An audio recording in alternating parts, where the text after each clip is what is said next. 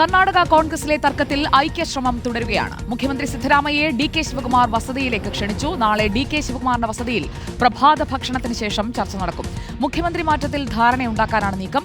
ആദിൽ പാലോട് നമുക്കൊപ്പം. ആദിൽ പാലോട്, വെറുമൊരു breakfast meeting അല്ല എന്നുള്ളത് ഉറപ്പാണ്. കാത്തിരിക്കാൻ കഴിയില്ല എന്നത് ഡി.കെ. പറഞ്ഞാൽ എന്തായിരിക്കും സിദ്ധരാമയ്യയ്ക്ക് പറയാനുള്ള മറുപടി? മാറിക്കൊടുക്കാൻ തയ്യാറാകുമോ സിദ്ധരാമയ്യ?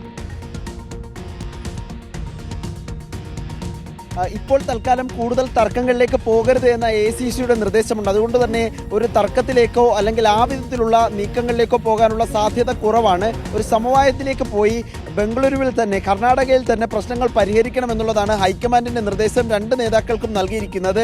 രാഹുൽ ഗാന്ധിയിൽ നിന്നും KC വേണുഗോപാൽ വഴിയാണ് സിദ്ധരാമയ്യയ്ക്കും DK ശിവകുമാറിന് നൽകിയത്. അതുകൊണ്ട് തന്നെയാണ് 2 ദിവസങ്ങൾക്ക് മുമ്പ് സിദ്ധരാമയ്യയുടെ മുഖ്യമന്ത്രിയുടെ ഔദ്യോഗിക വസതിയിൽ ഉപമുഖ്യമന്ത്രി DK ശിവകുമാർ എത്തുകയും ഒരുമിച്ച് പ്രാതൽ കഴിക്കുകയും ഒരുമിച്ച് മാധ്യമങ്ങളെ കാണുകയും ചെയ്തത്.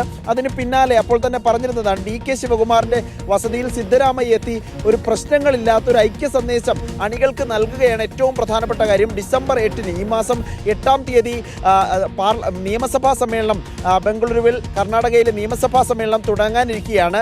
ആ സമയം ജനതാദളും ഒപ്പം BJPയും അവിശ്വാസ പ്രമേയം കൊണ്ടുവരാനുള്ള നീക്കമൊക്കെ ഉണ്ട്. അതുകൊണ്ട് ഒരു പ്രശ്നത്തിലേക്ക് കാര്യങ്ങൾ പോകരുത് എന്നുള്ളതാണ് ഇപ്പോൾ കാണുന്നത്. പക്ഷേ ആത്യന്തികമായി ശാശ്വതമായി പ്രശ്നം പരിഹരിച്ചു എന്ന് കരുതുക വയ്യ. കാരണം DK ക്യാമ്പിലെ MLA മാർ തന്നെ അതിവേഗം ഒരു തീരുമാനം വേണം.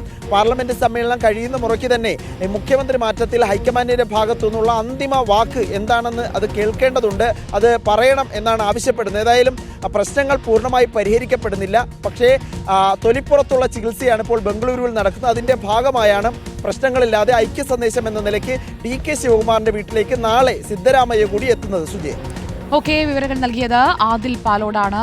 കർണാടകത്തിൽ എല്ലാം പറഞ്ഞ് ഒരു കോംപ്രമൈസിലേക്ക് എത്തുന്ന ഒരു മീറ്റിംഗ് ആകട്ടെ നാളത്തേത്.